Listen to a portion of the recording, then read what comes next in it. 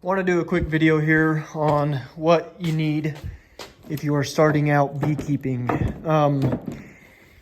If you purchase a nuke, it is going to come in something similar to this. It's either going to be a plastic nuke. I don't know if you'll ever get a wood nuke from somebody, maybe, but it will have a lid, an entrance. It's one unit.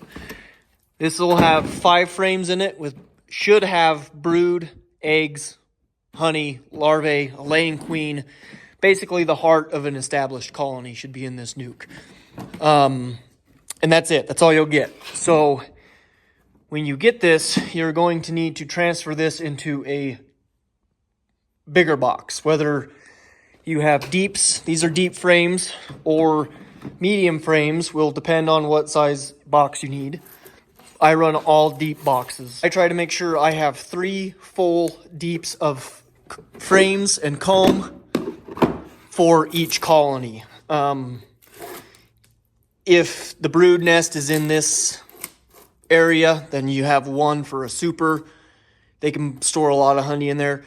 You might have to get more than this depending on the honey flow and how well it's doing, but you're probably going to be pretty safe, especially if you get a nuke in the springtime. You'll probably be safe if you do 3 deeps to just have 3 boxes. Now, I don't have mediums. I don't run mediums or shallows, so I'm not going to give advice on those because I don't know. But there's a lot of people that will run a single deep and 2 or 3 mediums for their honey supers, or a deep and a medium for their brood nest will be right here, and then mediums for their honey supers. Now, if you don't know what honey supers are and the lingo I'm using, I suggest you can Google it, try to find it. A honey super is just a box that you use to store just the honey in, and the brood and the baby bees are in the smaller box. So these would essentially be your honey boxes. These would be your brood nest where the queen is laying. This is the bees' resources. This is your resources, your honey. Depending on the year, you might have to add some. So you'll also need a baseboard, which I will show you. I don't have one in here at the moment, but I will go show you one. There's a few different types of baseboards that you'll need. You will need a lid. This is a migratory lid, and it covers, just goes on top of the box like so. Depending on how you're going to feed your bees, you'll either have a hole up here, or if you use an in-hive feeder, that just depends on what way you want to go. But every nuke that you purchase, if you purchase 4 or 5 or 2 or 1, you are going to need, if you're running deeps, I suggest at least 3 per nuke. So whatever that quick math is, 4 times 3, you're going to need at least 12 boxes. That is, you will already have 5, 10, 15, 20 frames, but these are 10 frames each, so you are going to need the frames to make up the difference. Another thing you're going to need that is kind of optional is a queen excluder, if you want to use a queen excluder. So if your brood nest is down here in this box, and you don't want the queen to get into the honey super, you can throw a queen excluder on, and then you can add this, and now the queen can't get up here, and this will be pure honey. This is optional. Some people run them, some people don't. The risk you run is the queen might get up here and lay a little bit of brood, and if she does, you just leave it for her or don't take it. It's not a super big deal. But if you're using an excluder, you're trying to get as much honey up here as you can without the queen being up here. Again, queen excluder is optional. I use them sometimes I don't. Just depends. Again, there's multiple types of lids. This is a migratory lid. I will go show you a telescoping lid in a minute. And a baseboard. You will need a base. You can either use a pallet if you're using a 4-way. If you're going to do 4 nukes or 4 hives, you could put it on a pallet and have a 4-way pallet, or you can do them individuals and singles. It is going to cost a little bit of money to get started into beekeeping. I suggest you try to find somebody that has some used equipment, or some equipment they're maybe willing to part with, or you got to buy it brand new.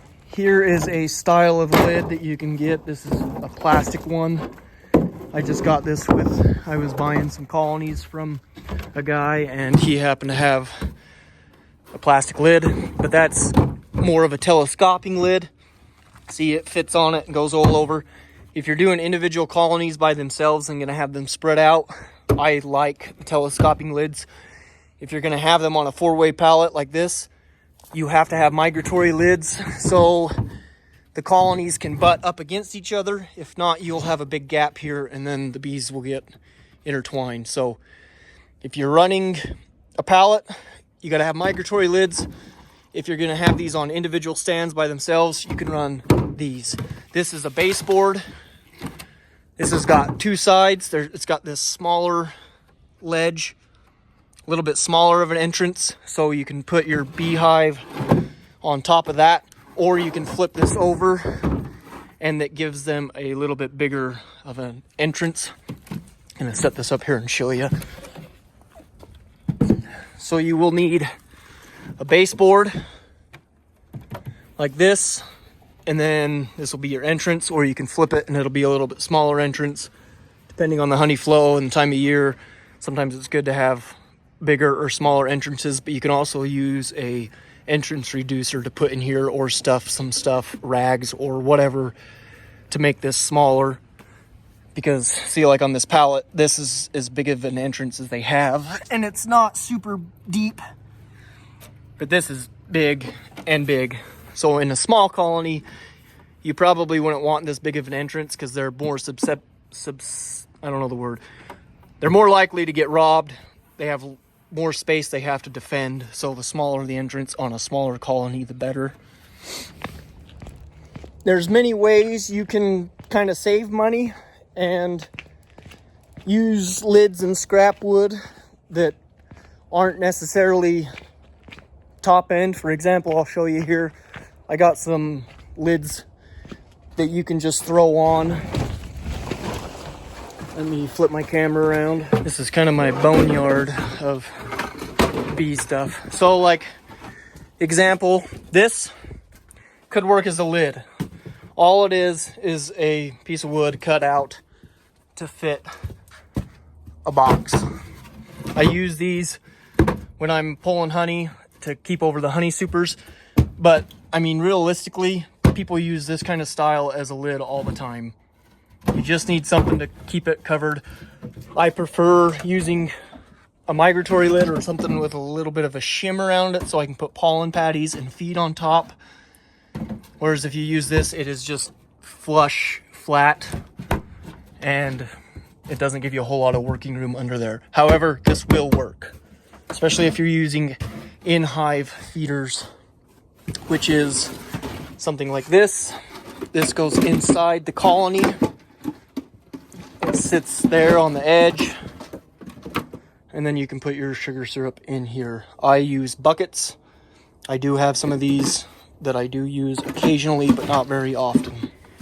These are inner cover lids that I turned into bee escapes. I don't personally run inner cover lids. There's some people who do. That's an inner cover lid right there. It's just kind of an extra piece that if you want to have on your colony, you can have it. Some people use them, some don't. I think it's preference. There's probably pros and cons to each. I don't know a whole lot of pros and cons of them because I don't run them in my operation. I use them as bee escapes that I made. Here is another migratory lid that has tin on the top. It's just got a tin lid. I drilled a hole in there so I can put my bucket feeder on it and they can still eat from the top. This is a screen bottom board. Let me get it out here. This is same thing. You can set your colonies on top of this. This is where your box will sit and the bees will come in and out right here. This is a screen bottom. They have solid bottoms. I personally prefer solid bottoms, But I have quite a few screens in my operation, so they work too. There's all sorts of ways you can feed here. For example, I showed the in-hive feeder down there. I showed a bucket. You can also use, they have these, they got a little nipple on the end. You tip it upside down and the syrup will drip. You can set that like that and it will be okay and work, or you can make something like this.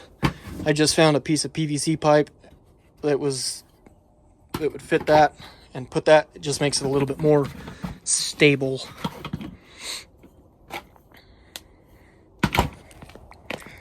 I have done this in the past. If you have an old pallet and some wood, you can make your own pallet. I just took this is just a regular pallet, and I just put a sheet of wood on there, notched out a big spot for the entrance, put these little cleats on.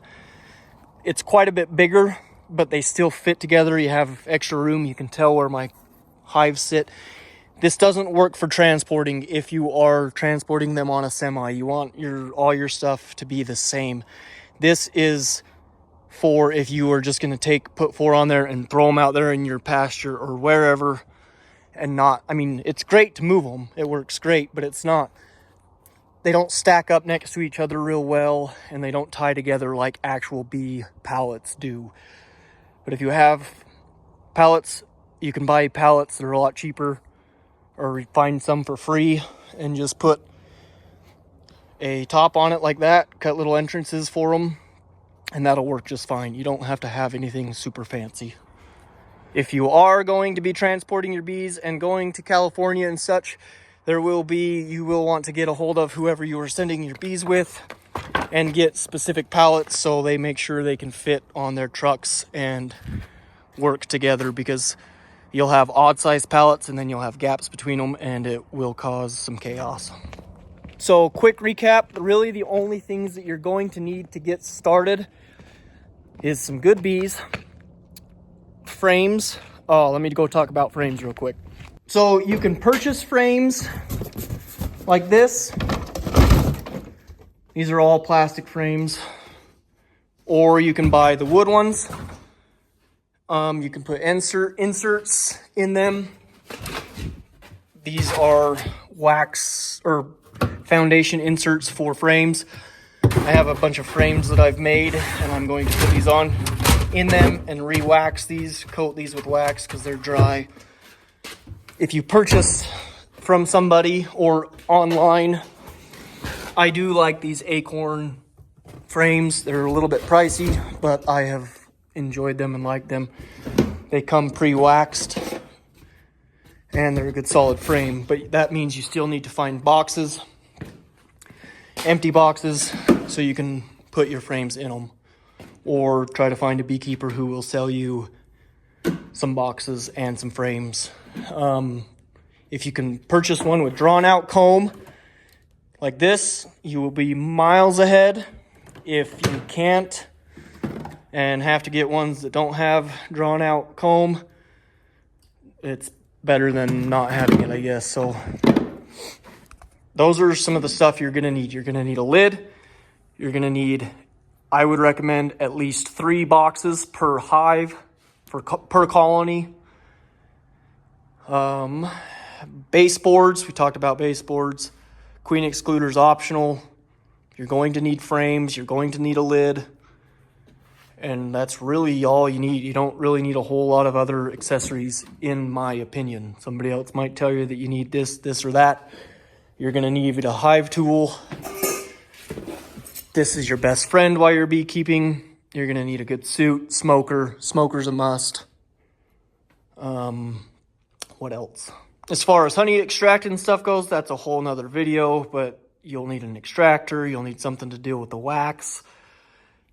That's a whole different ball game, but don't necessarily need to worry about that yet if you're just beginning.